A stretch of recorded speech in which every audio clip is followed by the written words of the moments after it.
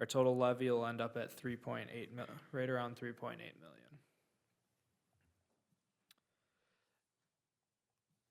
Then on the next page, you'll see what our tax rate looks like. This gives us that even tax rate from 25 to 26.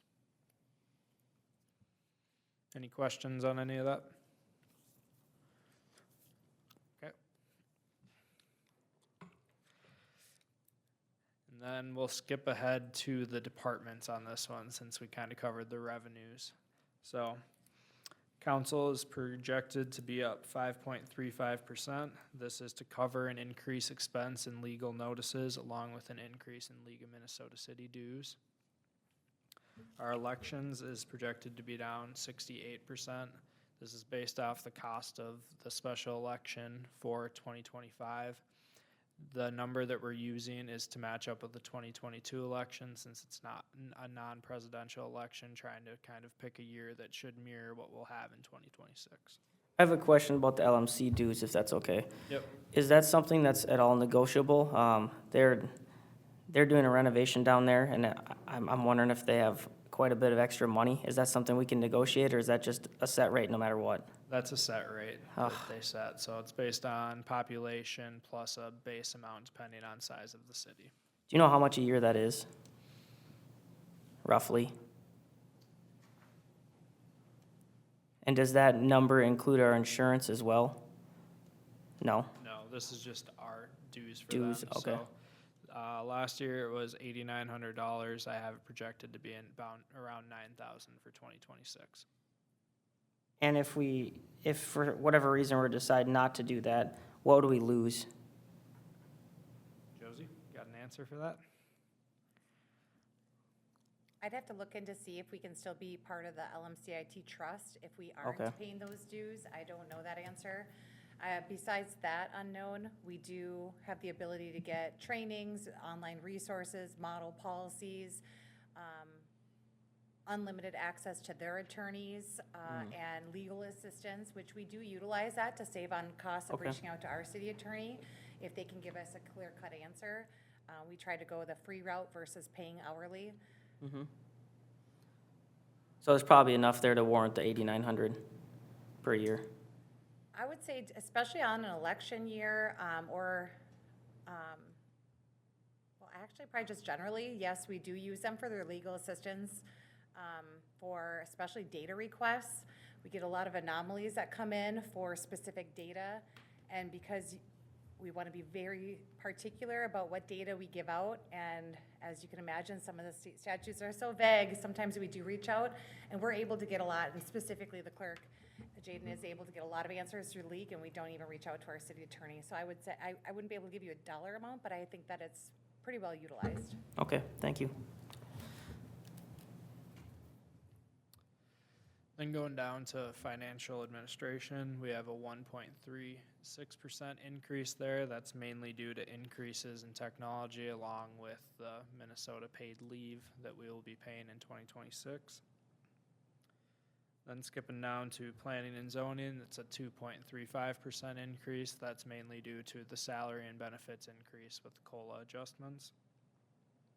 Municipal building is down slightly. That's just a different estimate for utilities. Utilities are coming in a little lower than was budgeted, so dropped the utility budget slightly.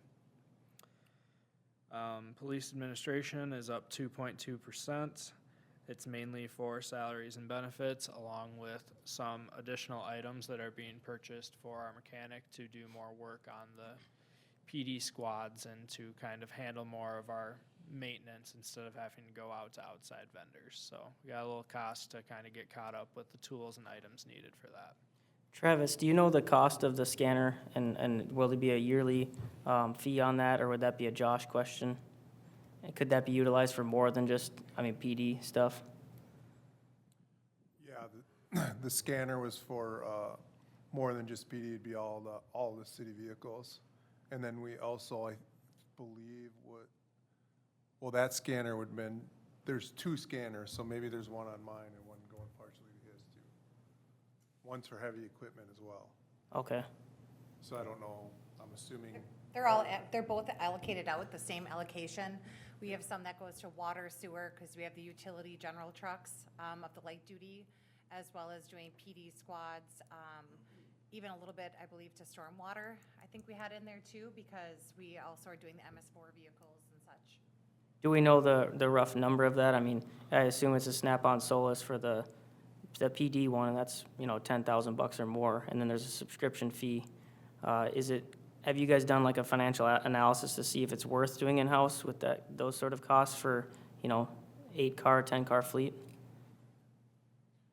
Yeah, we were, Josie and I don't remember what the budget was, but the amount of money going out to the outside sources was a lot. Yeah, so it was about, I think, was it $6,000, Josh, for the scanner, for the light duty?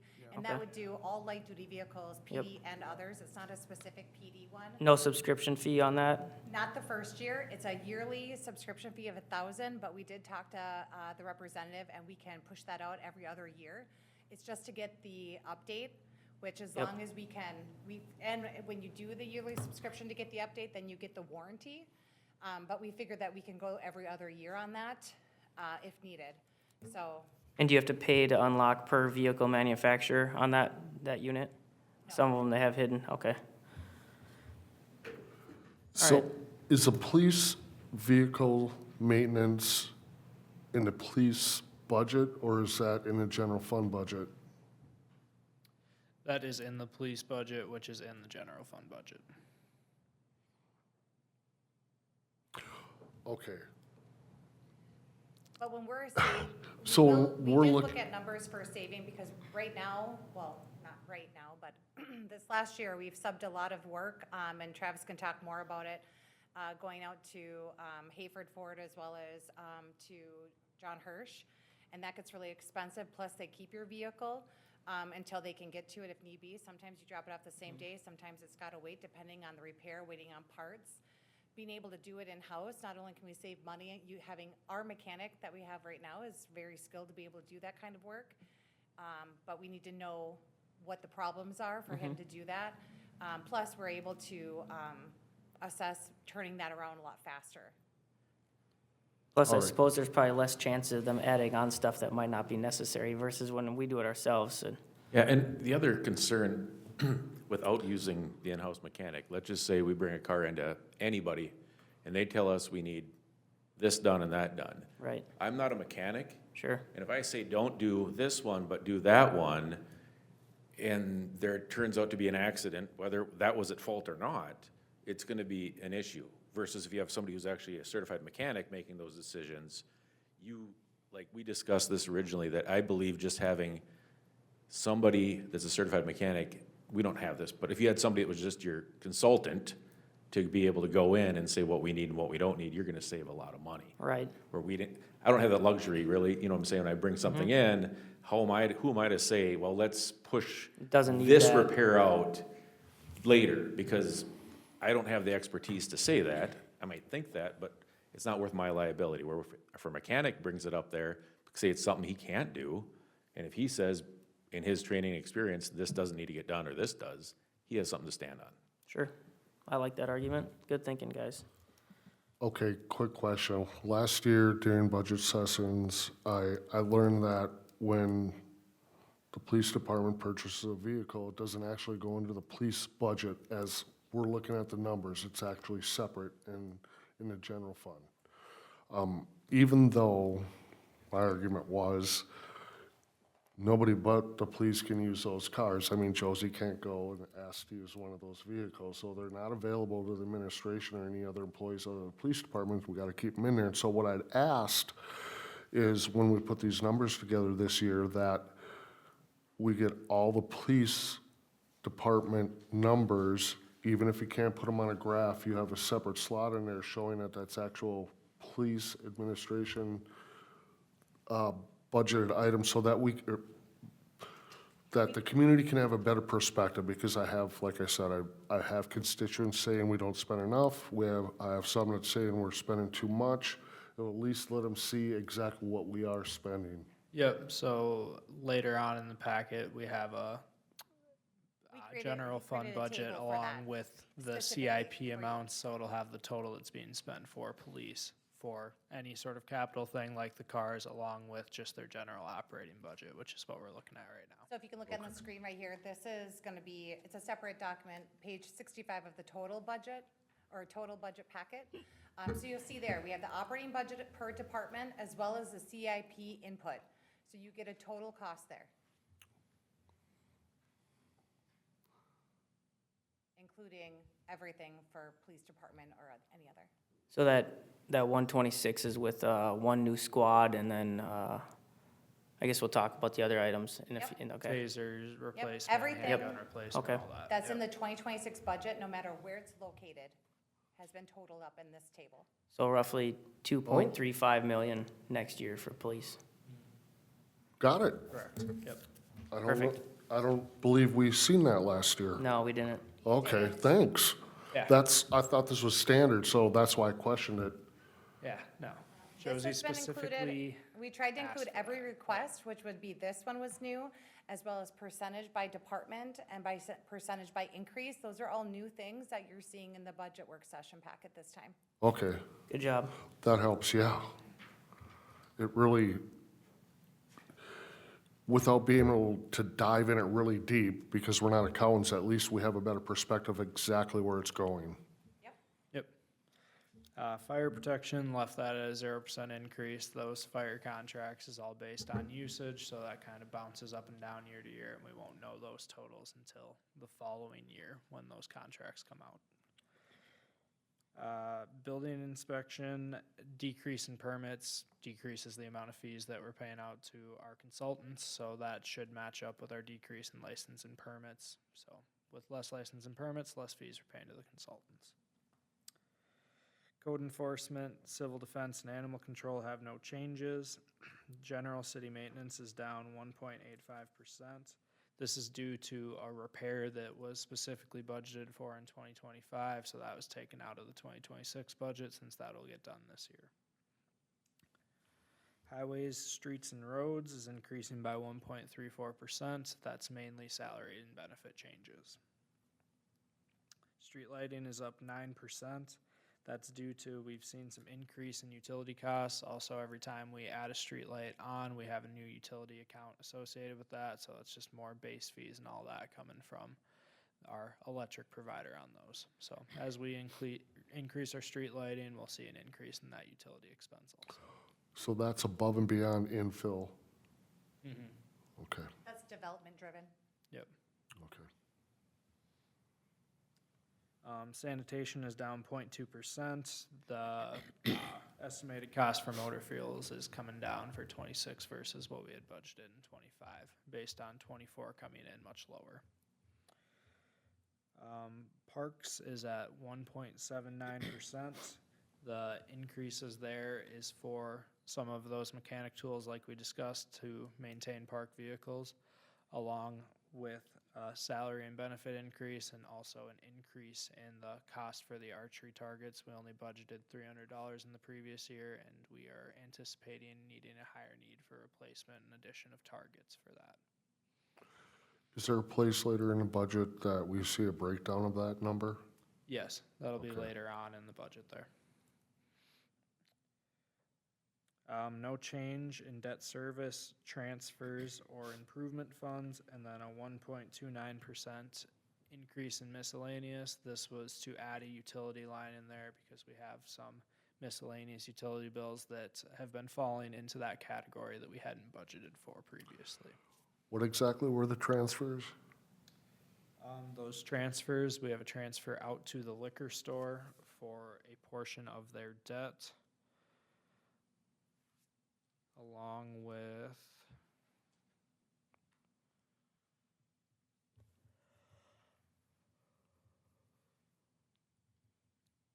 I believe that is the tax abatement transfer out also. On the hotel?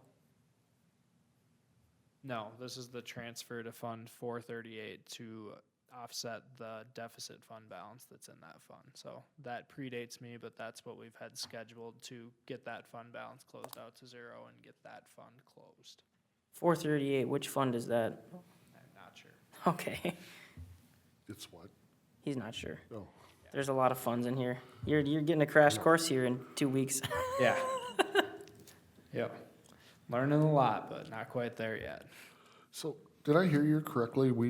Did we transfer out from the general fund to the liquor store fund?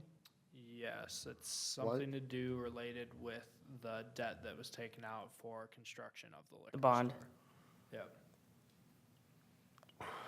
All right, doesn't make sense that if they're that flush in cash that we couldn't transfer from their own fund, but. I mean, it doesn't it's really just matter way at the end of things the work. day. I know it doesn't, And then, note on the bottom there, with the second budget that was presented, the only thing that would change on this is that our tax amount would decrease by that 176,000. Our expenses would still stay the same for our 2026 budget. It would just be a change in our revenue sources there. And a lot of these will be explained into detail as we go through the budget for the applicable departments that we're doing this evening. Those all make sense. We'll go through each one of them. okay.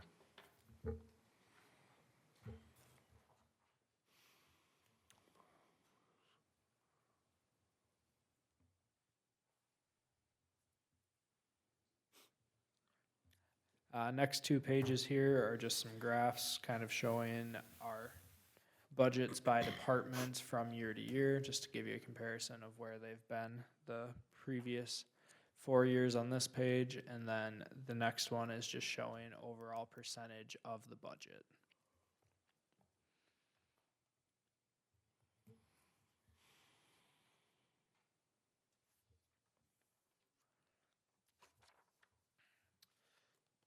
Next here, we'll get into kind of some of the summaries of the different funds. So this is our EDA fund operating budget summary. We are going to have a projected net income of $48,000. The EDA levy has a max percent of 0.01813% of the estimated market value. That 176,000 number in there is the max amount that we can levy for in 2026 based off of our estimated market value. Our actual expenditures decreased by around $24,000 from 2025 to 2026. This decrease was due to transferring less money out of the EDA fund into the general fund. The reason for that is that we have talked about trying to build up the reserves in that fund so that when the time comes to do the dynamic sign that we have those funds available.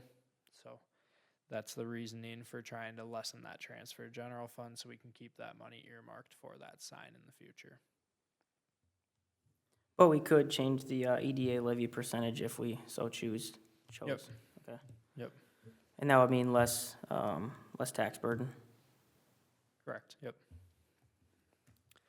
Then moving on to the water fund. We have a net income amount of a negative 149,000. We have about 1.5 million in estimated revenues projected based off of our 2025 data so far for water sales. Capital expenditures are included in that total water fund expenditures. That's part of the reason why we see this net income number be negative. Those expenditures will end up getting moved out into a capital asset and end up being depreciated over their life. So that net income number will end up coming in probably closer to zero by the end of the year. But with how we need to budget for it, that's how it looks right now. Have we seen any decrease in use? Maybe it's too early to tell since the water rates have gone up. Have we noticed a decrease in use that's sizable, or is that Has to be huge. minuscule? They definitely have gone down. I don't have any numbers to present this evening, but Okay. Usage has reduced. Okay. But we think it- also have had a rainier summer. Right. so Right. It's hard to tell if that was people doing that intentionally because of the new rates or just, Have we had any of the businesses that we reached out to last year, reached out to you this year? no, but I would say that it was 90-some% of the businesses had made adjustments and the utility manager went out there and helped them.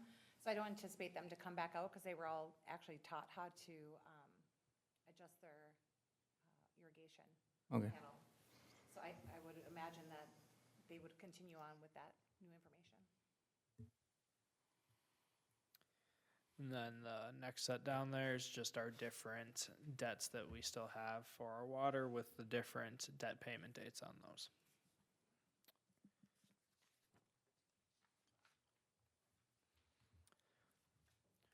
Our sewer fund is projected to have a net loss of $408,000. This is similar to the water fund where some of that is wrapped up in those capital expenditures for different items that we'll see in the CIP. So we'll get the breakdown of that later today maybe, or potentially at the next work session where we'll see kind of what outgoing expenses we are projecting there. Same thing below that, we have a debt that we'll be making our final payment on in November, and then we'll just have one debt payment left. 31 is the last year we have any debt payments. General fund debt payments, yes. Okay.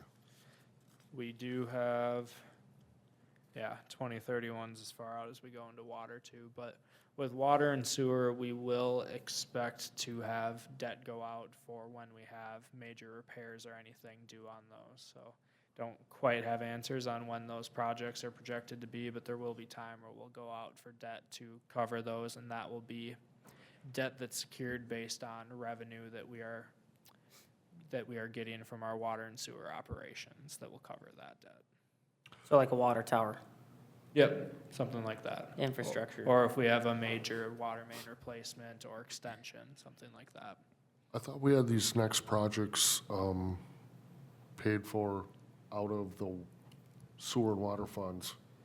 Yes, we do have some budgeted to be paid for out of reserves. It's just at what point in time will that not continue into the future? There'll be some point in time where we will potentially have to go back out for debt, but we kind of got to see how that works out because those kind of move around too. I think it was the goal of council at least to try to be completely out of debt by 31 at the latest, and that's a huge accomplishment. I don't even know if any city can say that, so,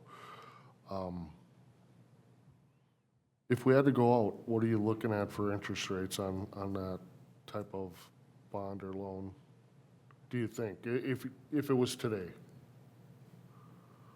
Good question. Hopefully it's not today, rates are, it's through the roof. Right. And I think what was shared with council before is talking about general obligation debt, debt-free. So if we have to end up doing some bonding for, like, let's say the mechanical wastewater plant or something like that, that would be different than a general obligation. Okay, So Because that's paid for by It's paid the for by- usage. It's like an enterprise fund almost. okay. And we had talked. That's what he meant. Yeah, we had talked about this too, and how we look on water infrastructure really depends how far we can push it out by usage, by conservation usage. That was the biggest thing. Mike had a lot of doomsday type plans that I had seen, and if we don't decrease our water usage, it's not looking good for bonding and debt. So I think water and sewer stuff is going to be impossible not to bond for unless we really somehow conserve water in the city. Well, and that's all about education too, so.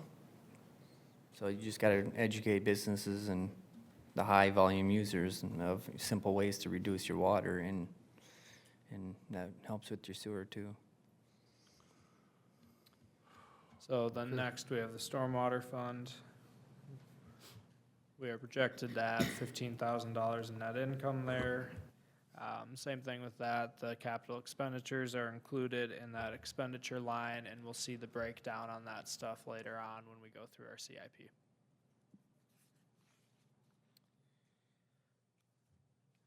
Next page is municipal liquor store. We are projecting right around a $24,000 loss. That is the net operating loss after the transfer, so that already includes the money getting transferred out to the general fund for that $462,000.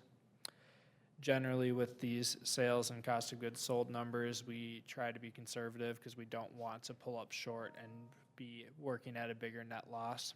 So hopefully these numbers come in higher than we've projected, but me and Keith have kind of gone through and put together some projections to try and match up more with what we're kind of seeing for sales trends through these first 6 months. And Keith will kind of touch on that stuff a little bit later here too. So the anticipated income before transfers is roughly $440,000 profit from the liquor store after paying all the expenses. I just want to make sure that's clear. We're not losing money on the liquor store Yep, correct. by any means, not even close. So Yep. nearly $500,000 of income profit. Yep. And then on the next page is our only debt service fund. This is the last general obligation debt that we have. So when we've talked about getting debt free, this is the last remaining general fund obligation that we have. We have slight net income there that's based upon what we are allowed to levy for in taxes. And then we also have some interest earnings with cash balances that are sitting in that debt fund that sit there until we make those debt payments, so. That final debt payment is in 2030. And I assume on all those debt payments, we hold it till the day it's due, Yes. as long as possible. Yep.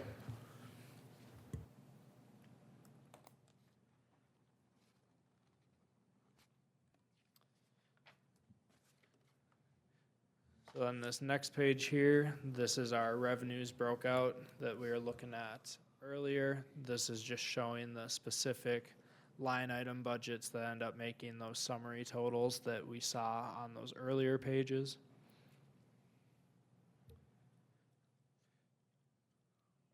Does council want to go through each of these line by line, or wait till we get line by line for the individual departments? I'd say wait till we get to each department and we can go through. It would make more sense. So then we can see on page, what one are you on there, Josie? Which attachment is this? So this is the budget, the draft budget, The third one. continuation of revenues. Does council have any questions about the revenues line items at all?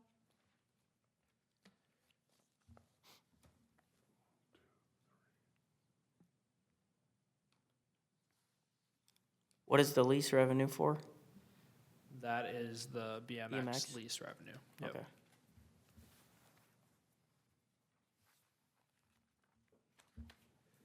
So if you have any other specific questions on revenue, just let me know. Otherwise, we'll bump ahead to, city Planning. council budget and, Well, yeah. actually, we're gonna go to planning and zoning. Yep.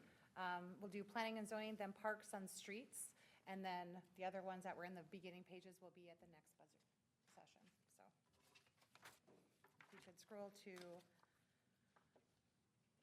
this planning and zoning. Do you guys see that? I Pa- don't think page mine's, 9. I don't think mine's loading. Which page? 2026, I only have full packet pages. Can you pull up the page per document, please? you guys are on 2026 budget for 7/23/2025 work session PDF? Okay, Yes. mine hasn't been loading this whole time, so.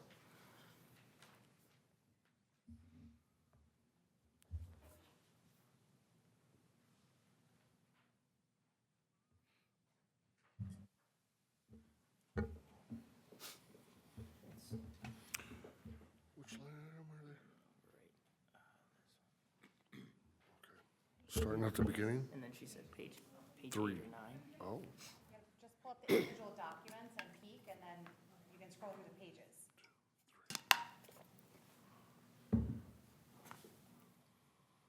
here we go.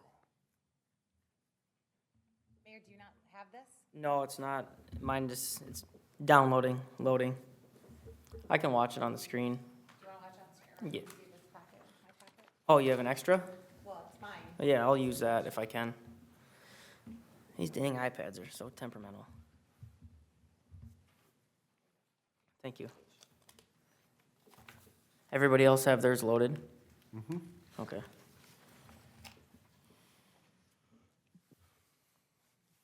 Okay, so this would be starting at the top. I do have, if we're looking at the screen, I can separate out, so we know exactly what we're talking about. But going line by line, let me know if you have any questions on these, and both Nick and I will be able to answer. So we have our wages and salaries for planning and zoning. These are all things that are allocated out. Some positions have, part of their wages go to different ones, but this is specific to planning and zoning. Part-time salary and wages, we don't have any for this. Contracted services, you'll see the breakdown would be baseline. That is the module that we use for our online permitting platform. And then Monday, customer relations module, that is a new addition to this. It replaced a different module that we had implemented as part of the cost, and this would be something that Stephanie can share more about, if you could. It allows us to track like developers, businesses, anybody that we have contacts with throughout the year and every contact we have. So currently, we're mostly doing it by paper or through Excel, and it's just not very user-friendly for past history. If Josie wants to look at it, she doesn't know what my notes mean if I'm not here. Well, she'll be able to look through her account just to see if I'm on vacation and a developer calls her and they want to know the status of something, she'll be able to see where we're at. And so it also allows for our businesses, when our assistant for the summer calls all of the businesses every year for BR&E, like what that contact was, exactly what they said, and any information that we think would be valuable for all staff to know. So it'd be the three of us who would have that information.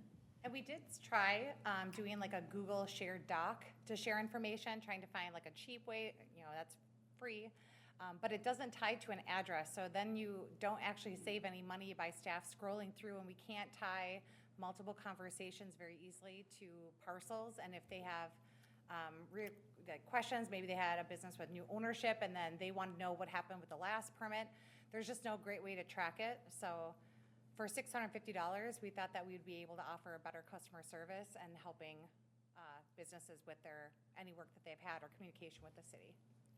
It's very minimal cost compared to some of these, like Salesforce are like $20,000. So it's a very minimal cost for something that could be very useful in the long run.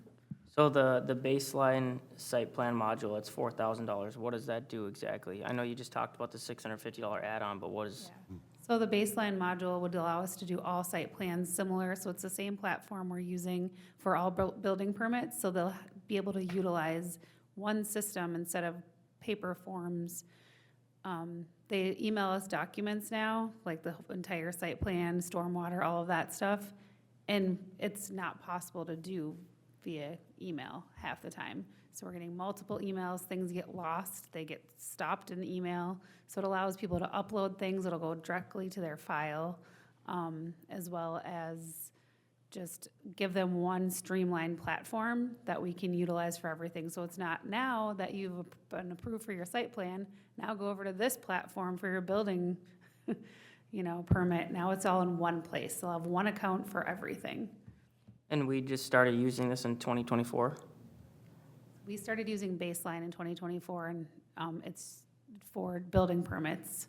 But site plans have all been just through Google and email, and it's just not very conducive to staff time, and just really to keep that reduction of staff, hiring new staff, these are the things that we can do to limit staff time and also increase our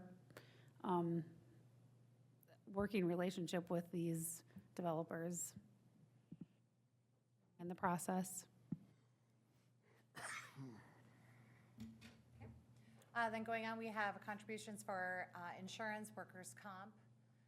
Those are numbers that, as Nick had mentioned earlier, that those have, kind of our assumed numbers, and those will get updated once we have those. Office supplies, the percentage that, we have $2,000 allocated. Some of admin, that percentage of 15% is admin staff or admin type tasks that are used for doing planning and zoning things. So that's why there's an allocation there. Duplicating and copying supply, $840. Again, there's a percentage that gets allocated out to the admin. Training and instruction, professional development for all planning and zoning staff is $2,000. I have a question quick on the office supplies. I see budgeted 2,000, 2025 budget was 1,900, 2024 actual was 622. It looks like the actual expenditures of 622, 1398, 929, 385 year to date, so extrapolate that. 2,000 seems like a little bit, probably double what it generally needs to be on average. Does that really make much of a difference? Or is there any big-time expenses that we're expecting? I guess I can't say for sure on that. We typically do look at a 3 to 5 year average. The year-to-date probably is not 100% accurate, depending on what has all been coded there yet. I would say looking at the 2024 would probably be accurate. For 622? For 622, so it probably is a little bit higher that we could come down. If, We don't have any anticipated large costs coming out of there that we're aware of. so if we don't use that whole fund, does that just go into the fund balance then? The next year, yep. Okay. Yep. I mean, I wouldn't be opposed to putting that down to like 1,000, but I mean, the average here that I can see is around 900. And I would say some of that is being reduced because we have moved to some of that stuff online. Digital, sure. Yeah, so I would say that's probably where the reduction has come in the last few years. It's because all of our zoning permits, other than the major planning permits, have been online. Okay, could we reduce that to 1,000? Are you guys okay with that? Yeah. Okay, thank you. So like Josie mentioned too, that's 15% of our total projected cost for office supplies. That will also drop the office supply expense in the other departments too. So we'll just have to take a look at that and make sure Sure. that that's not a problem overall too. Okay. So Yeah, we'll maybe look at that's, that and make adjustments to it. with all these electronic services, maybe we could lower the other office supply categories too. Yep. Okay, Then duplicating and copy supplies, we went down to training instructions, 2,000, professional services, 2,500. That would be, your legal fees come out of there, professional services. that's another one that seems like, looking at the 2024 actual, 577, 2023, 1,300, 2022, 800. Average there would be around 900 a year. The reason we have kept that one high is because there's no way to know what's coming in. If we Okay. have to have the attorney draft a developer's agreement or amend them. So that one we have set high, just so we Okay. don't come into the red, because it's such an unknown of what's gonna come in. Sure. All right, and then auditing and accounting services, we don't have anything in there. Engineering fees, 6,000 in there. That one also, we put a number in there. We don't want to come under, so we aren't, we're in the red on that. But there really isn't a great way to know what's coming in for developments. That's going to take services. Now, we do take and charge back engineering to developers once they have their project started and they create an escrow, so they do get billed out. But any of the, trying to help developments a little bit of, like, do they have questions on what kind of stormwater be required here, those kinds of things, maybe before the development happens is where we have some fees sometimes. And also other just general planning, zoning questions that Stephanie and her staff would go through for engineering. So how does that get paid back to us? Is that in a, The escrow, yeah, so we bill them out. We invoice them, the developers. So there, it's written in the developer's agreement how much they have, it is required. It's usually at least $10,000. 15,000 now is 15, what we sorry, moved it up to. $15,000. So they give us that lump sum. And then as we're accruing work, we just send them invoices. okay, Once it gets down to $1,000, they're required to increase it up to 10,000 again, and $10,000 increments from there on out until the end. And so we usually have enough to cover it at all times, but sometimes it goes quickly, depending on the number of inspections they had in a short amount of time during the development phase. okay. I will say there is a possibility that that might be able to be dropped here. I would say we maybe should hold it for the 2026, but for 2027, because we have had to have engineering do our zoning, planning, all of our mapping. Currently, we have Jared, who's very skilled at GIS, and he's been making a lot of our maps, so we won't see. Again, though, if we don't use those funds, they'll just sit there and then go back to the general fund. But definitely for this year, for 2025, we're seeing less used because of him being able to do those services in-house for us. I would like to propose that we drop that this year then, because there's no point if we think we're gonna spend less, why take more of taxpayers' money? Just to have it. So I would propose that we drop that to 4,000. It looks like that's probably about where we'll be based on the other numbers. I will say, you'll look at 2024, and we did go to 8,000 that Right. year. So it does happen where we go over that amount. So I'd just be wary to, looking ahead, there is always potential that it could go above that. So as long as you're aware of that. You want to drop it to 4? Yeah, 4,000. I mean, Josie said we have a guy on staff that can do most of it. Yeah. I mean, that's a very good benefit to have. But like you said, in 2024, it was 8. So I guess I would just do 5. Okay. I'm good with 5. Thoughts? Yeah, I'm good. Okay. Thank you. All right, and then going on, we have our technology allocations. moment. We have White Bear IT Solutions, so if you're not aware, we do contract out for all of our IT work, and that's with White Bear IT, so there's a percentage allocated to planning and zoning. Ms. Wood, Nick has a question. Oh, sorry. Just some of the 5,000, so far it shows that we're at 3396 year to date. Sure. I think that if you extend that out, then 5 probably wouldn't be enough. Yeah, depending, most of the engineering services are gonna be front-loaded in the year, though, because of projects. I would think most projects happen in the summer months. I would say a lot of our engineering fees actually get charged to us in the fall to plan for the previous spring, and then it's the kickstart sometimes. And it depends on what project it is. Sure. So, but a lot of our projects do start in the fall before we end up escrowing them. You still good with the 5,000? Or, If it's gonna be heavier in the fall, then if you prorate that out and extend it, I don't know that 5 would make it, but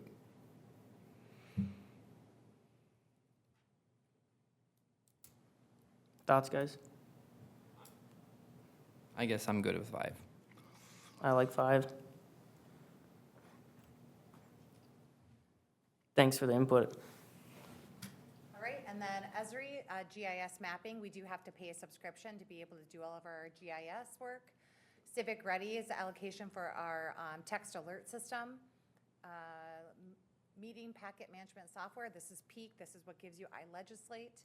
And then Civic System Support, that is our website. It still says Civic Systems, but in 2026, we will have that new website. The cost will be offset, but just so maybe by the time we have our final budget, you'll see that name be replaced with a different website name. So our website, if that's only 5.27%, our website costs us roughly 17,000 a year? Yes, Wow. the new website will be less. Okay, do you know how much less and when that will be implemented? Would that be in this budget cycle? It will not, well, we have paid some of it to get it launched, to get it ready. Jaden's been working, building the website with them, we're hoping that it'll launch January 1st. So, I want to say off the top of my head, was it 6,500 annually for the new website, or 8,000? I can't remember. So we could drop that number down to reflect the new website price instead of the old website price. We'll have to pull that information. The first year had a launch with it too. Some so I front-loaded can't- cost. Yeah, I cannot remember exactly what it was annually. Could we just ask to change that number to whatever it would be accurately based on what it's gonna be for the new website versus the old one? Yeah, I think what we can do is for when we come back to the budget work session next week, we'll take a look at that. Okay. And have that corrected. Sounds good. Did the website get moved out a little bit? Because I thought it was gonna be done this fall for some reason. Or was it always on track for the first of the year? Well, they said 6 to 8 months to implement. Okay. Or to go live. So it all depends on how fast, and there's a lot of back and forth, and we want to make sure we get it right.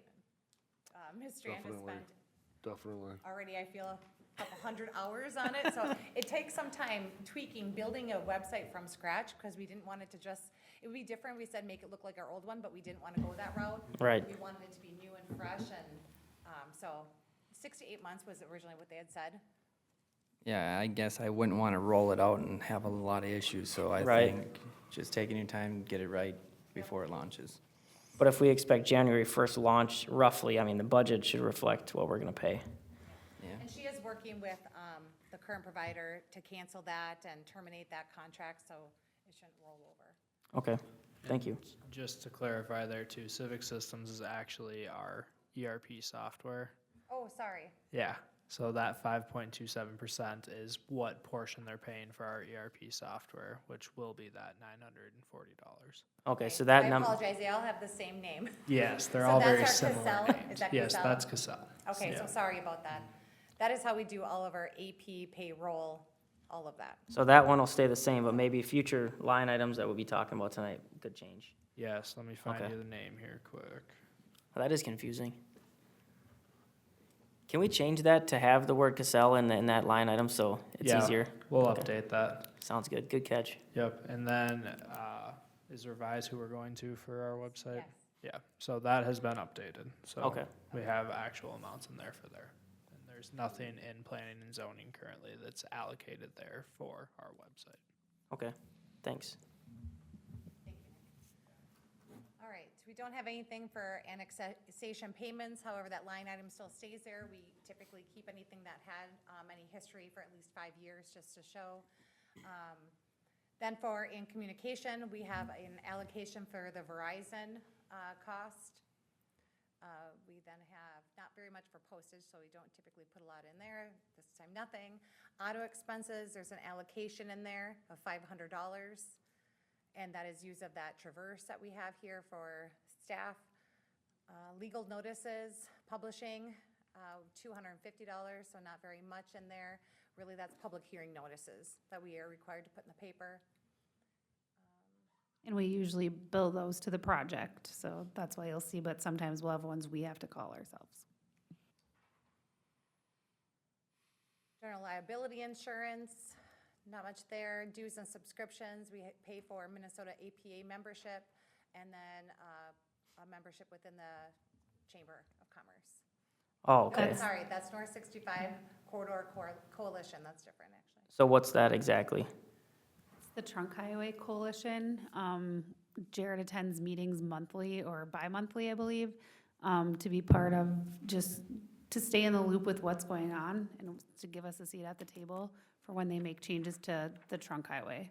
So when they were doing all this recent work in Blaine, like he was getting information about that so that we knew what to expect, as well as when they made all the J-turns along here, was one part of it that was, advantageous for us to be at the table for that as well. Wouldn't MinDOT be required to have us at the table for those anyways for Isani city changes? I think it also, not necessarily. I mean, we don't even know when they're gonna make the changes to this intersection, so it gives us ability to have a voice, I think, when they are gonna make changes to this, so that we have a stronger the coalition's behind us then, so we're all on the same page. So every month, we have to pay, we have to pay this fee once a year, but every month we also have to pay Jared to go to those meetings? They're virtual meetings online, and I Okay. believe it's bi-monthly. I don't think it's every month. Do you know how long they are, the meetings? Are they, I just suppose it Sometimes depends. they're canceled if there's not a lot going on, and other times they're an hour. I don't know. At the Okay. most, I'd say. probably a lot like the LMC meetings, which are like 2 hours. Okay. I guess I don't know that there's necessarily a value there because MinDOT is not really wanting to do anything with 65 up this way anyways. I don't know how you guys feel about it, but I don't know if is there any sort of other benefit from it? Well, they are doing 65 right now to the north side of Cambridge to Bram and north to Mora. But that doesn't have anything to do with us. Well, it does impact traffic volume going through the city at times, and people just were rerouted from here over to 35 a couple months ago because of all of the work in Blaine. So it does impact us and people wanting to move here live here, visit here, the liquor store, I don't know, but just, Skip a year and look at it again next year?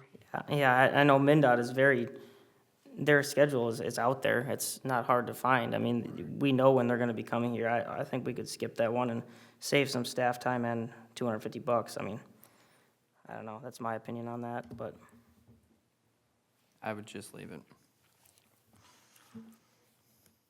Nick?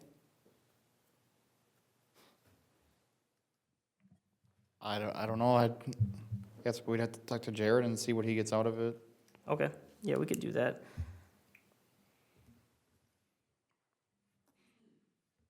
I'll put a notation by it, so we make sure that we revisit that again. Okay, sounds good. And then the Minnesota APA membership, what is that one? the Minnesota American Planning Association. So it's the professional organization for planners in the state of Minnesota. And I assume that's something that you're involved in?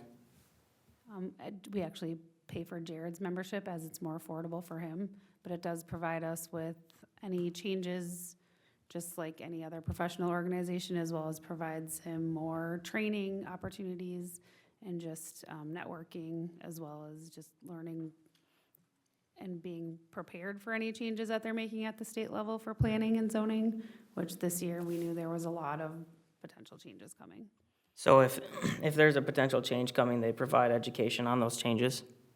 Yeah, I mean, it's the professional organization for Minnesota, so they're also advocating for the cities and what we want to see, from a local standpoint.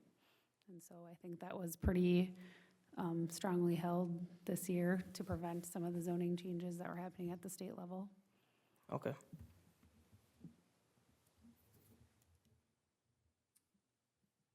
Okay, and then the last categories is other miscellaneous. We have the Isani County Recorder and miscellaneous expenses. We do have some things that we record on properties, otherwise, for the most part, developments, money's taken out of their escrow for those recording fees, but we do have some that we record as well on city properties, EDA, et cetera. And do we have anything else that we use out of that? Sometimes right-of-ways and other things that just are miscellaneous. And then anything that was allocated for CAIP, for capital expenditures, will be discussed a little bit later. And then that 452 and the other miscellaneous, that is the paid family and medical leave percentage. That's where that line item sits right now. That will be on its own separate line, not with the next budget session, but hopefully the following one. So that one's from an unfunded state mandate, correct? Okay.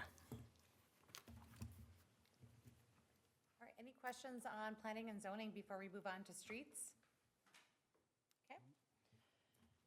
All right, so if you would find your streets section, it's going to be after general city maintenance. Stephanie, do you have a page number on that? In the packet is 37. If you're following 18. along with the full packet, otherwise it's page 18. 18. Give you a minute to get there. Did you say 18? 18. On page, that's where I see the page numbers, thank you.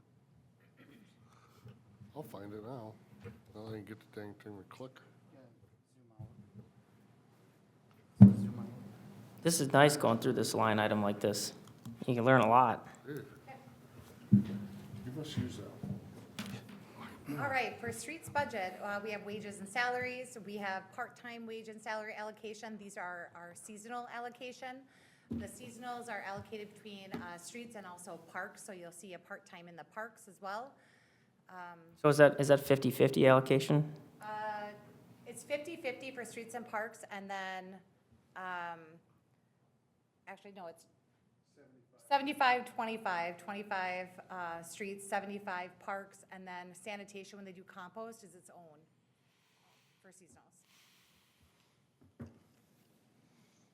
So this would be 25%.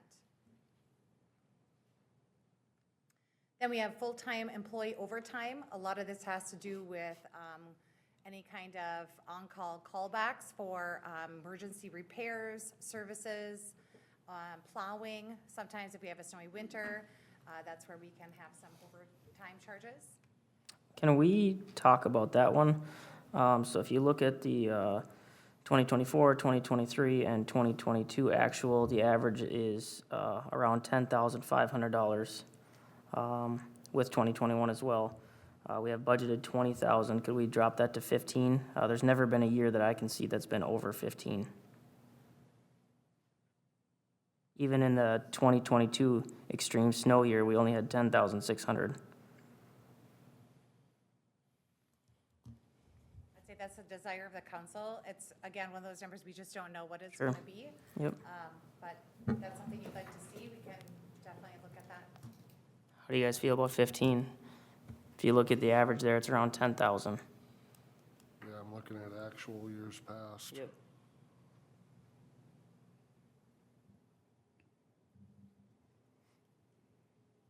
Consensus is 15? I'd I think we're more than safe at 15. more than safe at 15.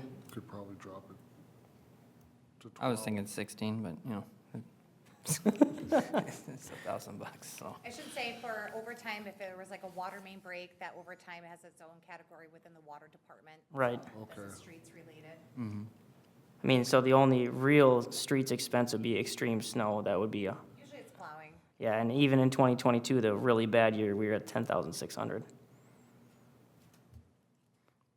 You guys good with 15? George, you're good with 15? Nick? Yes. Jeff? Okay, sounds good. Thank you. Okay, and labor credit, work for others. Nick, can you share what that credit is? We're gonna move on. No, I don't know exactly. I apologize. I'm not sure what that credit is too. But that's a credit into our It's a account, so, credit. eh. I'm not exactly sure. Actually, I take it back. I think I do know where this is from. I think that this might be actually paid back. Is this for a PD for working on vehicles, actually? I think, yes. So this is other departments paying the streets department. So that's why they're getting, they get charged, they get the credit. So, Travis. sorry, it took me a I don't second think to think about that. it wouldn't be for working on vehicles, I'm assuming it's for plowing the parking lot?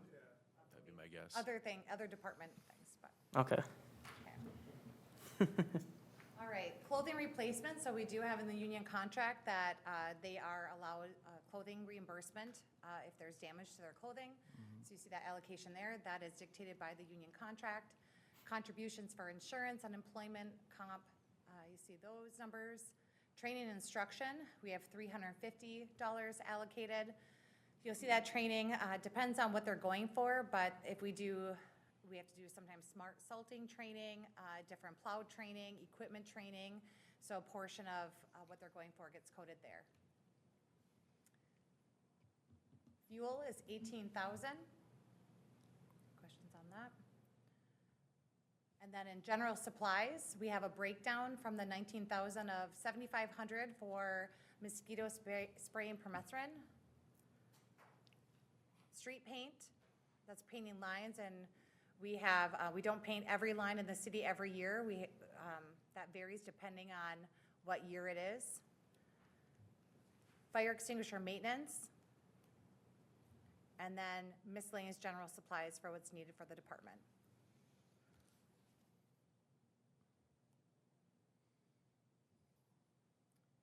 Going on, we have sign allocation of signs for 2,000. When we need to do larger sign replacement, where we're doing bulk signs for reflectivity standards, you'll see that number included in the CIP. So this is just general signs, sign replacement when needed. Sometimes we have signs get faded more so than others just because of the direction that they're facing, or sign gets damaged. If we know that the sign got damaged due to like a vehicle accident, we do charge it through the insurance company, but there are sometimes where that can happen. And sometimes signs just get old and they need to be replaced. Also with that, a number includes the sign post too. You know what happened in 24 actual? Well, that was so, That was the 25 mile per hour speed signs, probably, a large chunk of Yes. that. It was averaging 1,000, then it went to 8,000. And then it went Yeah. down. That is for replacing the we didn't have to post 30 mile per hour signs because that's a state statute regulated number, but when we went to 25 on our neighborhood streets, we had to post that everywhere. Try to slow people down in town. Gravel is 4,500. That is for doing our alleys that we have. So we grade those and we do put either a class 2 or class 5 down, depending on the needs. Salt sand is usually mainly just salt. It's at 62,000. I would like to propose we drop that to 55. If you look at the average there, you're at 28, 37, 50, 36. You're probably around 40,000 average.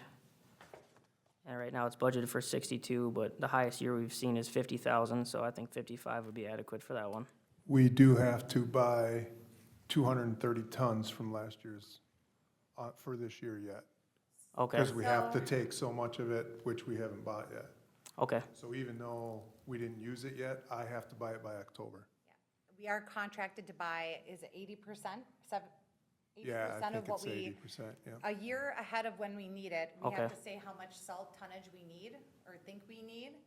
And when that year comes, you are required to take, I think it's 80% of what you said you were gonna buy, and you're required to take it. okay, We can go, so it's a And you guessing go game over. because you gotta take at least 80% and you can only go over 20%. okay, But like I said, normally we would have had to buy it by now, but they did an extension because of the slow winters. So I have till October to buy 230 tons. okay, so you already know that that's gonna cost us the 62,000, roughly. Pretty close. I Oh. mean, it might come in a little under, but the, Year to year, it's difficult. I Sure. think Yeah. year to year is difficult. Just with the way they schedule it and plan, okay, that makes sense. So if we're buying $62,000 worth this year, it's probably expected that next year we could buy significantly less. I mean, you're, Well, you gotta buy it the year before, so we just buy 500 tons every year. okay, How much are we sitting on right now? Probably 300 ton. And we have to buy 230 by October. good thing we got that new big salt shed.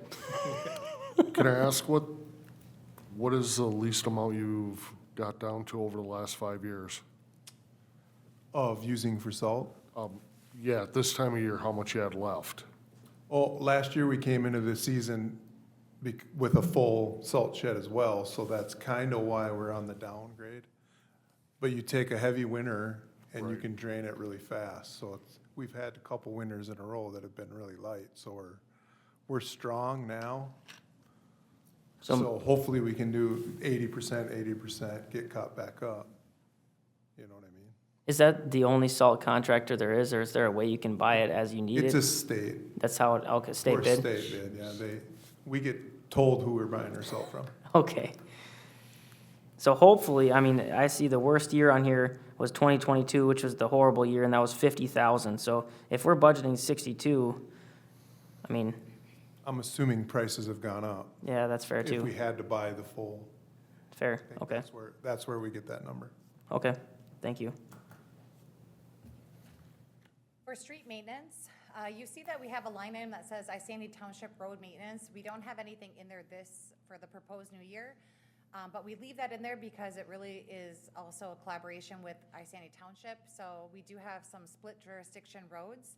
And while we have agreements in place of who's doing like the maintenance of plowing and pothole patching, when those roads need to be looked at being like mill and overlaid or seal coated, those are shared expenses. So we did reach out, Josh reached out to Isani Township, and they didn't have anything planned, so we didn't allocate any funding for 2026 in there. So one of those would be Polk Street.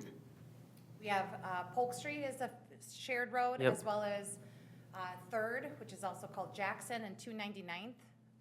Those are also shared. Okay, Street and sidewalk repair, we budget $10,000. And that is really for unknown expenses, as well as pothole patching material comes out of there, right, Josh? What's that? Does pothole patching, hot patch come out of there? so I noticed that, If we have a sidewalk heaves and Public Works pours a new sidewalk, that comes out of there. Or, section, not a full sidewalk, but section. okay, Then moving on to small tools and minor equipment, we have a total of 3,500 budgeted.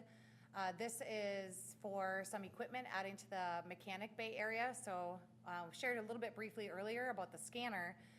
We don't have a lot of equipment in-house to be able to be doing some of the things. So this is a small launch into that. So we can do more repairs here and send out less to, whether it be, like I said earlier, Hirsch or another mechanic. We do anticipate requesting from council every year to start adding to that base so we can save money in the long run.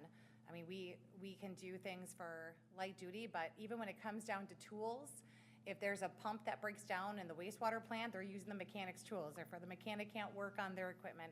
So we really do think it's in the best interest of the city to start building that up. So for this year, we're asking for a tire balancer, and that would work for any of our light duty equipment as well as our mowers, PD vehicles, everything, for being able to switch those out. So that'll be, we feel, a good cost savings long-term. Is that a state bid? Is there a state bid available on those? Or how? We'll definitely look into that when we Okay. price it out. Josh did pricing out for all this stuff, but we'll definitely make sure when it comes time in January, see who's holds the contract and see what is the best value. Okay. Honestly, we went with pretty much a low grade. Yeah, for the And- price, that's, Because otherwise they're way higher, but I Yeah. think for what we're doing, the amount of them we'll do.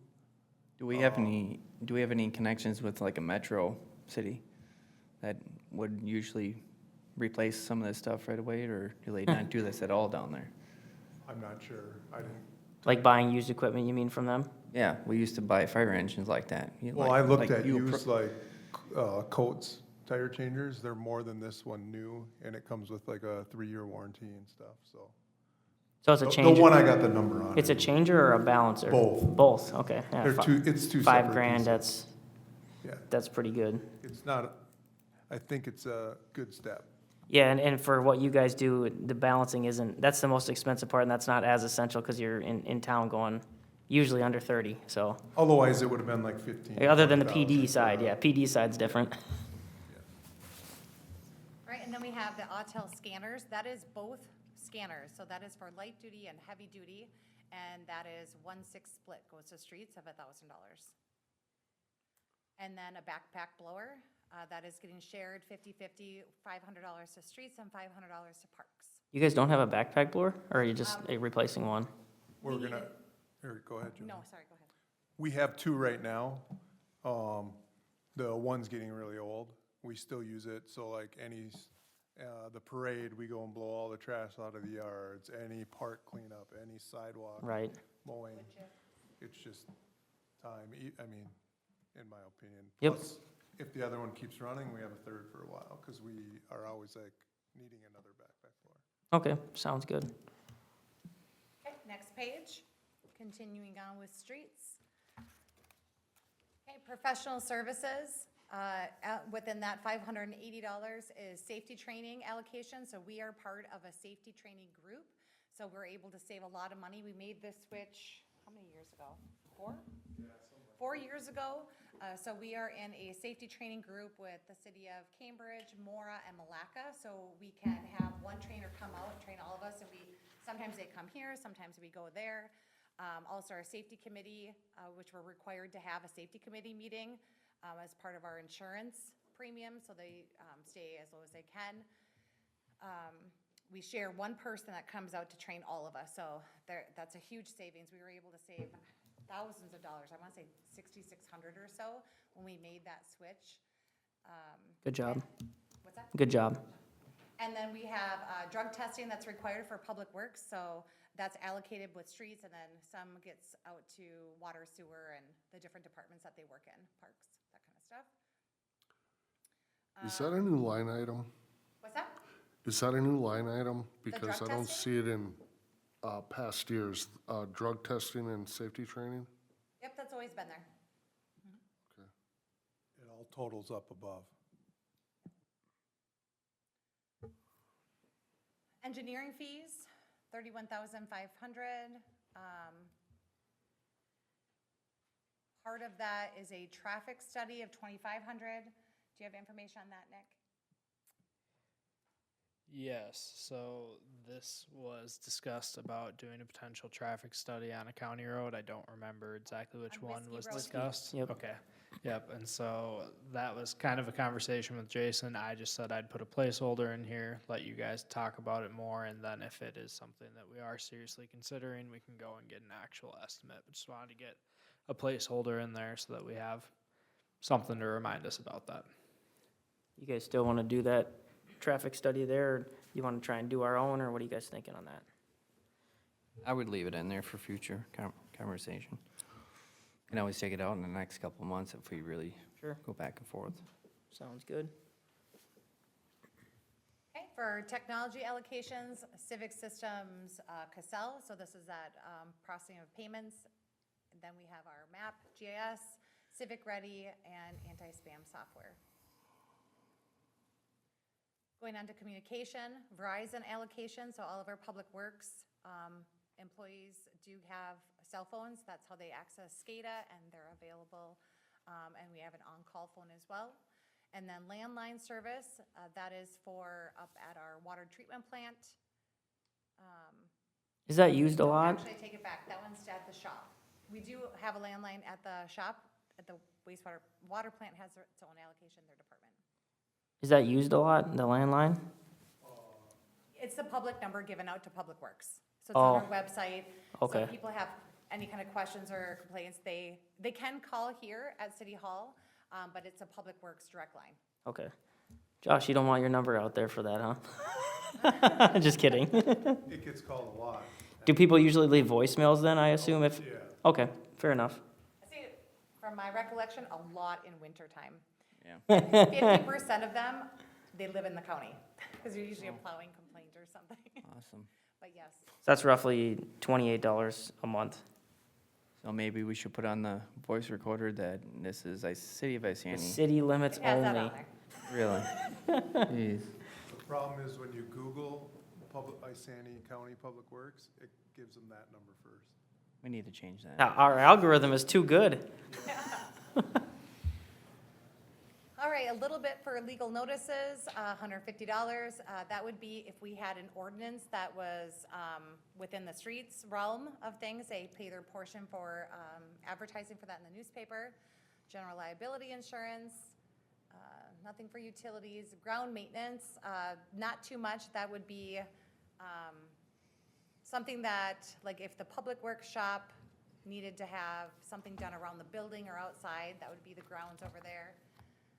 Maintenance and repairs for building, we budget $5,000. This would not be for major purchases over $5,000. Those would be separated out in the CIP plan. And then repairs, maintenance, machinery for repairs for equipment, anything that needs to be repaired, $30,000 is what is budgeted for that. That would be any piece of equipment, whether it be truck, the hot patch machine, the streets trailers, paint sprayer needs to be fixed. Anything that has to do with streets, that's where that gets coded to. Any questions about that? Rentals, sometimes we do rent equipment that we don't have that has to do with something regarding streets. Uniform rentals, we do require that our public works, we don't require, I suppose, necessarily, but we do provide them uniforms, that's per the union contract. Dues and subscriptions, we are a member of APWA. We have some other ones that are put into water and wastewater, so if they're allocated out, 25% goes to APWA. When they go to trainings, and there are a lot of required trainings, as a reminder, our public works are trained for not only just streets and parks, but also water, wastewater, and storm. So there's a lot of required trainings that they have to have for continuing ed hours to keep their licensing, even like pesticide trainings, that kind of stuff. So keeping up our membership allows us to have cheaper trainings. So that's worth the $440 a year, definitely.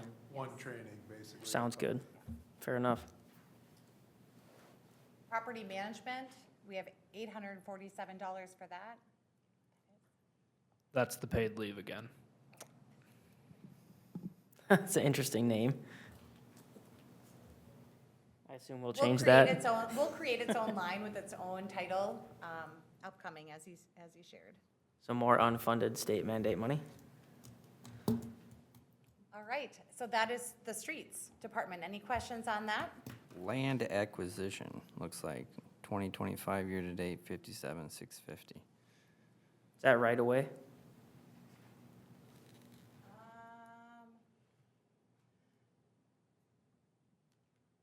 It is, I'll look into that. It definitely could be right away for the roundabout project that Okay. got coded there, but that will actually be recoded out. Reimbursed. So I'll take a look at that. Okay, We didn't acquire any land. yeah, I was gonna say, and there's nothing before or after it, Yeah, we'll take a look at that. just clarification. Yep.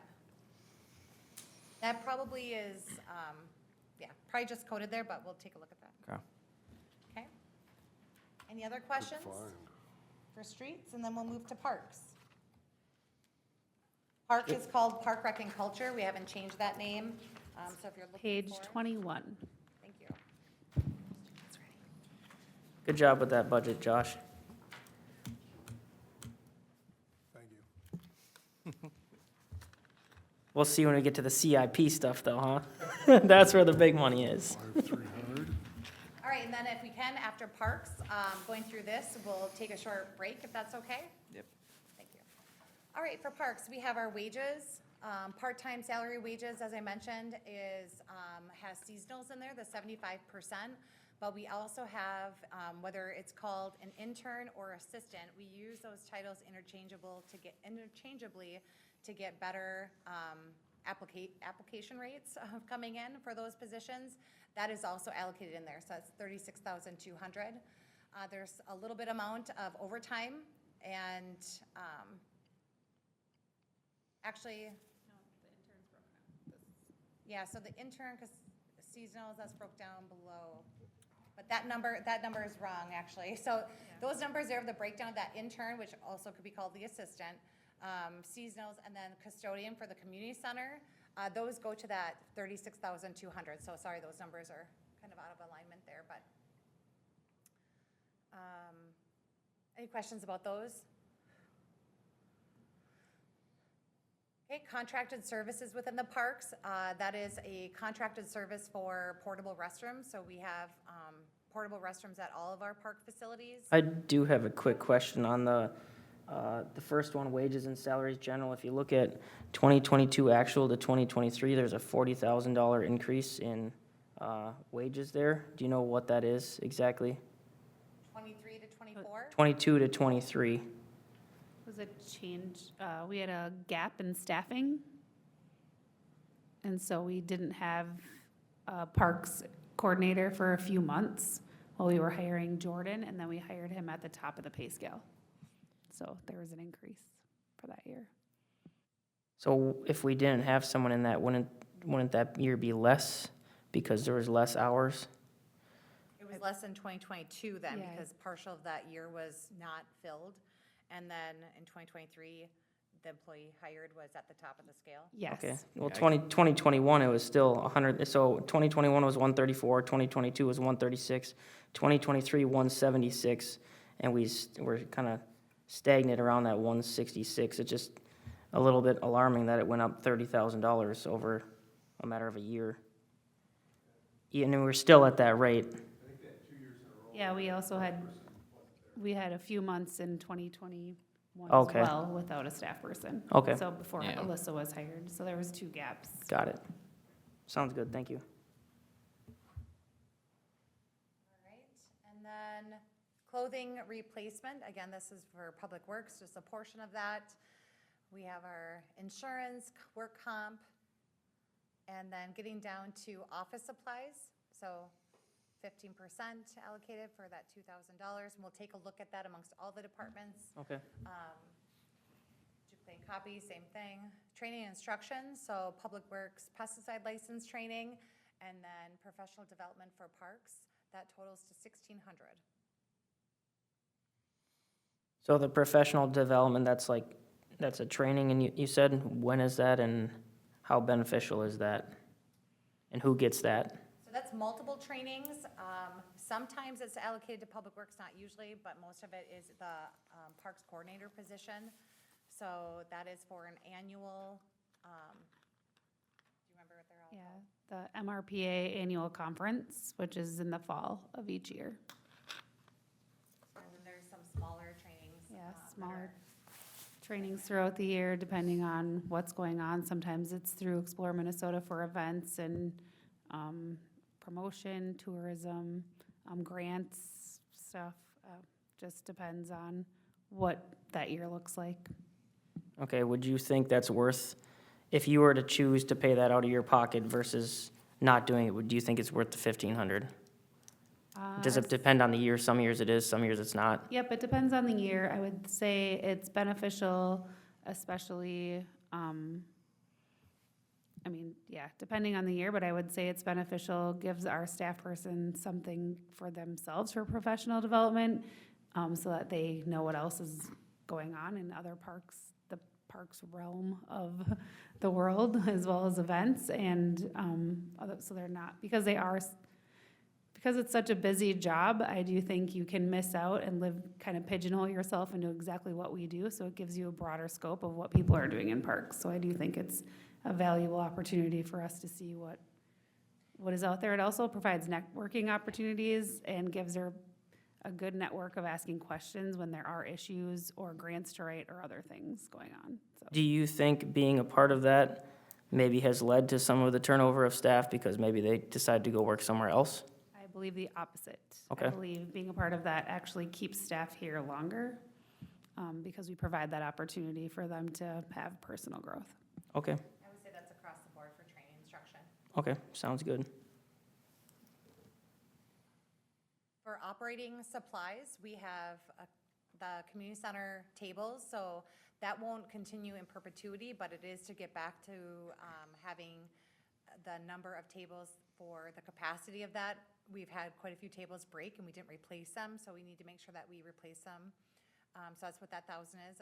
That was also 1,000 for this year as well. Yes, and we are doing a much better job now of numbering the tables, keeping track of which ones are broken, having people report on without getting their deposit back if they don't fill out the report of what the condition was prior and before. So we encourage them to do a rundown before of the community center when they arrive now, and then also have them report on any broken things before. And then we also do an inspection in between each one while we're cleaning, so. Sounds good. Today's event, we had to rent tables. Do you know how many that was? Maybe 5 or 6? It was, I think Yeah, it was like just 13. 13? Okay, so we're a little short. How often is that full capacity where all those tables would be needed?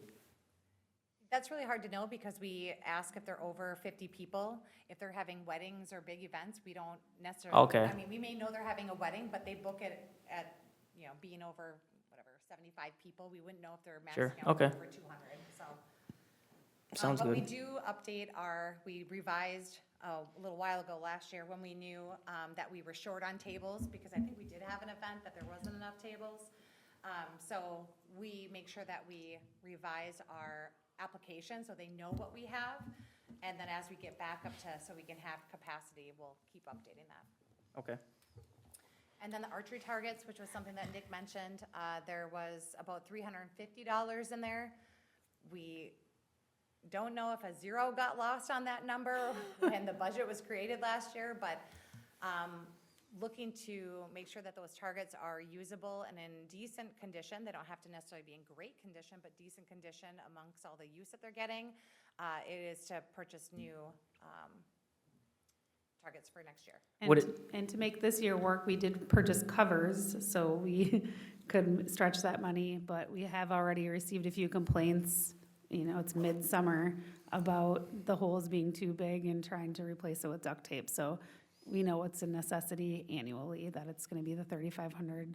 And we've looked at a variety and we'll continue to look at other options for targets, but really, I don't think there's any way getting around that at this point.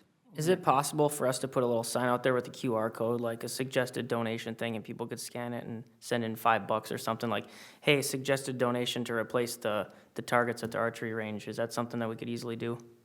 Yes. That's something that we could create a policy for if we wanted to do something like that, so we could bring that back to Do you want that to go to the park board for Yeah. discussion? Yeah, because I think we've found, like, even look at Illuminate Isani, I don't know that we should continue to put all this stuff on taxpayers. If we can have the people that actually use it donate to it to, offset them costs, or maybe there's somebody that would want to donate the covers, I don't know, or if we can change the style of the archery targets or something, so we can use the park reserve fund instead of a general fund, which comes from the taxpayers directly. Like to get a little more creative on that versus just putting $3,500 into it every year. I mean, I think it's a great deal, but I think people would be willing to donate. Sure, we'll have that brought up. at I'm gonna park have to channel, Covers. huh? Sorry to cut you off, but the covers, what happens is they're shooting in the same area all the time. And they rip faster. Yeah, the cover's just a Band-Aid, it's not holding up as long, too. But they look prettier for a short time they don't. Okay. Yeah, I just hate to keep seeing, I would like to keep that at lower cost if we can, or be creative with the park reserve fund if we have to buy a different target every time. I mean, to me, that seems to meet the requirements, but, It seems to be also the use of broadheads within the park, even though they're not supposed to be using them on city targets, seems to be happening, and that also causes a larger hole, so. I don't know why It's you'd an want, issue we are having. I don't know why you'd want to use your broadhead for something like that. It just seems, yeah, they're way more expensive, but. So how do we, is that something that we enforce? I mean, obviously if, Well, they're able to, well, I guess, yeah, that's Travis. You're not gonna wanna police that. no, I know that, but if we see it, does somebody say something about it? I assume, like if Public Works were to be the ones to see broadhead, I mean, you don't really go over there, I guess, so.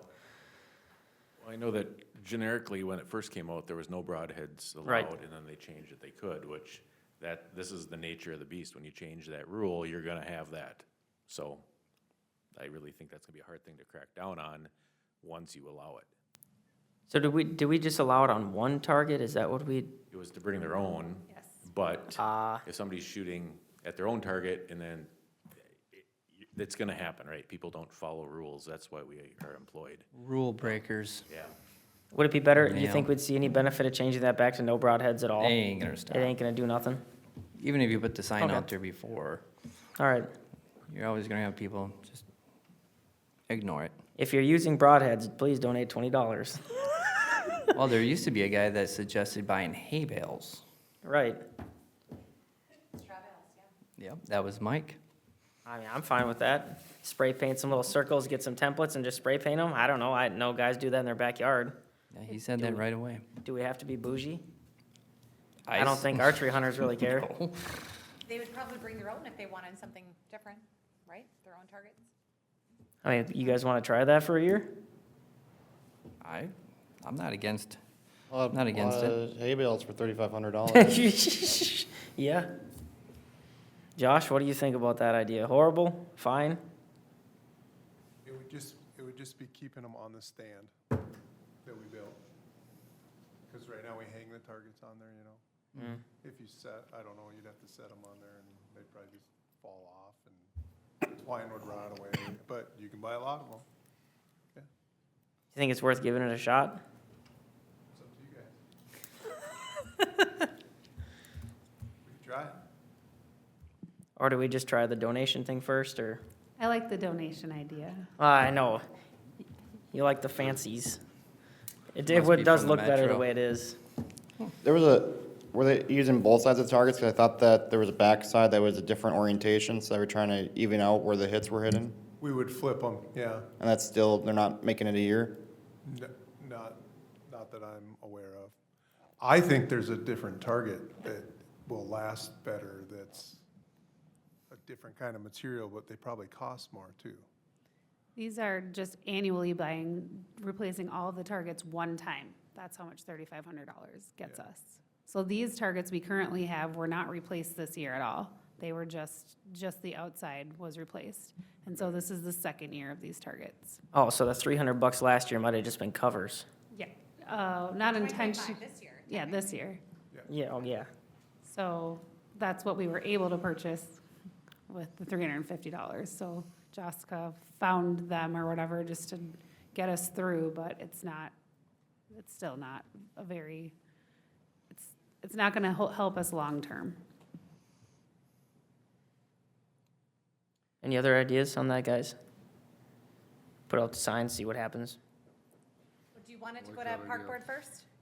Yeah, have we them, should see look if into they it. have any ideas on how to lower the cost on that. Yeah, we have 3 months before we have to lock any of this in anyway, so. All right, so then, fuel, general supplies of 2,800, signs, these are related just specifically to park locations, for 1,300. Small tools and minor equipment, these are the same 3 items that you saw in the streets, just with their 1/6 or a half, as I mentioned before, allocation. Do we have any signs that are really needing to be replaced? If you look at the budget amounts, $750, $381, $35, $431, $168. The average there is more like $500, not the $1,300, unless we have something due. I would say the further out we're getting from our parks being new, which is all of them now, we are seeing more an increase in sign wear. And so though it seems to be upticking a little bit every year this year we'll spend more than that. But also, I think some of our parks could use some more signage Sure. throughout the neighborhoods, We so. could use more signage. Yeah, it would be Okay. nice to have, especially the ones that are not easy to know that it's around the corner. Whisper Looking Ridge. at signs like that, Yes. as well as we do need to replace our no tobacco in the parks because Okay. with the ordinance that we passed with the cannabis, saying no cannabis is allowed, or what we put in ordinance should be posted on the sign, and our tobacco signs are very, very faded that are there, so that will come out of this budget too. And if we wanted to increase any more of the bulletin boards and stuff, that allows it to come out of that as well, which has, I think, I saw a lot of people reading them at the fireworks and at Splish Splash Summer Bash, actually, so that was nice to see that there. Okay. And a QR code in the archery range, I guess, huh? And that's where that would come from too. Sounds Yep, good. or a dog park sign or something, yeah. Okay. Professional services, allocation of safety training, a little bit allocated 500 for attorney fees. Sometimes there are questions about something related to parks. Then we have nothing in engineering. Usually, if we know if there's something coming up, a parks project, that we'll use them. Otherwise, we don't have anything put in there for this year or for 2026. And then technology has same allocations, same items, and then their allocation, I should say, for this department. And then I'll move to page 2 of the parks. All right. So we have Verizon in there and the landline service. So we do have landline at the community center that monitors the alarm system over there. So if, Fire alarm, I should say, not like security alarm, but we have that. if you look at the percentage on Verizon's, it says Verizon 2.5% of the allocation, that's $500. Extrapolate that, that's $20,000 total, but in the other budgeted items, the Verizon amount was more like $16,000 extrapolated to 100%. So the ratio there isn't right compared to, Those percentages need to get updated. okay. Sounds good. Make sure that those are looked at before final. Those budget amounts are correct, it's just the percentage is not Aren't been correct. updated to reflect the new bills. Okay. Is there an alternative for the community center to be monitored? Since there's such close So, proximity, like, That we have a pressure sensor in there for the dry Sprinkler. sprinkler system, thank you. That I believe is hardwired. I'm not aware, and there is possibility that we could upgrade it to something that would not be hardwired. So it could be, but we haven't looked at that, I guess, necessarily. can we run like a cable or ethernet from here to there and then have it tied into something like that I'm sure you could trench one in. for $2,000? Right. And that would be not a yearly expense then. Right. That's a good idea. We do now have Wi-Fi services over there as well, so maybe that would be an idea also that we could look into. Yeah, We'll have her look into that. sounds good. Good thinking, guys and gals. Postage, nothing allocated or nothing put into there. Advertising, that is for advertising for any of our parks events, street dance, family series, all those things. legal publishing, if anything's required for public notice, or anything that is required to go in the paper. Then we have our general liability insurance for parks. Utilities, 21,800, that is for the share of, what they pay for water and sewer utilities, right? Or is that for Streets Connexus utilities? That could be energy bills. Ground maintenance, we've allocated, or put in the budget, sorry, I keep using allocated, that's not correct. The tree planting of 5,000, so we've done that for a couple of years. Stephanie, is this the third year for tree plantings? Yes. Third. This is to meet the goal of the council to have trees added to our parks, to give shade and just to help with that. And then Lime Egg, that is specifically for whether it be the ball field at Unity Park, we maintain that, as well as doing the trails in Legacy Park. Those are Lime Egg as well. Would it be possible to add QR code signs to the ball field too, for donations? So we do rent that out. If we have organizations like, Okay. we have some churches that reserve it, we do charge them Okay, that. It is free, for use of it, if like kids wanted to go out and play. But if you're looking to reserve it for like every Wednesday night or something, there's a fee for resident and non-resident. maybe we could, maybe this is a silly idea, could we put those types of QR code donation signs on, like, all these things, like, hey, do you wanna see this continue to be upkeeped, or do you wanna, I don't know, help with this field, or anything like that? Is that something that we could have at other parks, or? I will add that the league who currently rents the field does rake it every week for us and also provides their own equipment sometimes, and does often donate equipment to Sure. like new bases and stuff every few years, so they already are doing that, so. Right, There are one group that rents it. okay, but I'm thinking about, like, for any park or amenity we have, or is there? We could add that